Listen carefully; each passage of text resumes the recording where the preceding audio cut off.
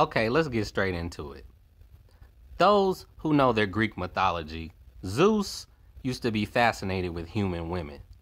He had this one female that he was intimate with, and his wife, Hera, found out about it. So she disguised herself as one of the servants of this human that Zeus was intimate with. And the female was bragging, thinking this was her regular servant, not knowing it was Hera in disguise, saying how great Zeus was, you know. And telling the servant this, Hera herself said, if he's so wonderful, if he's so great, tell him to show you his true form in all of its glory. And she said, okay, I will. So she told him that after sex, she told Zeus, I want to know what you really look like. Your God form, pretty much, this bright, divine form. And he was like, fine, I'll indulge you. He showed her, y'all.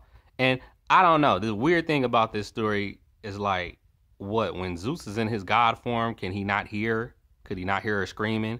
Could he not see her being incinerated by his divine glow? So when he got back to his human form, of course, he like, what the fuck happened? Where's she at? All I see is a pile of ashes on the ground. So he had essentially killed her, showing her his true form. Hera had tricked her. So, but the joke's on Hera, because even in the ashes, Zeus could sense life in the ashes, which was his children. So he scooped up the ashes, put it in his knee, and he carried on about his day, you know? And eventually, these children grew, of course, to a point where Zeus had a fucking terrible migraine, is what I could compare it to in human terms. So he told Hephaestus to hit him upside the fucking head with a fucking hammer. And he like, you know it's not gonna kill me, just do that shit, because this headache is killing me. And when he did, of course, Athena emerged from his forehead, fully grown. That was his daughter, right? As you all know, Athena is the feminine form of Ares. And later on, of course, he couldn't stop Ares from being born. Ares emerged, which Ares is the masculine form of Ares, for those that don't know. Prime example of how I tell y'all I know more about your own fucking sign than you do.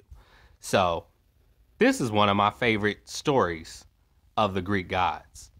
Because it's not just fallen angels that fall in love with these human women and are fascinated with their beauty. But you niggas need to know, a female can destroy your empire, or she could help build it. Choose wisely. Point is, I have a divine glow myself. So, my lover is foolish enough to say, why can't I be regular? And I'm like, bitch, I'm not no regular nigga. If you want a regular, degular nigga, go find one, because you're not going to find one over here. Now, some people will say, you crazy. Your girl is beautiful. Why would you tell her to go talk to somebody else? Because the bitch is talking stupid.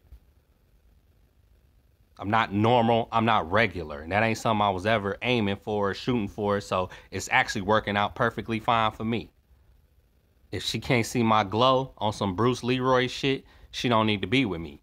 Maybe I need to be with a female that's into the metaphysical like myself, that's into astrology like myself, that thinks outside the box like myself, that does not go to church and is indoctrinated into that bullshit like myself.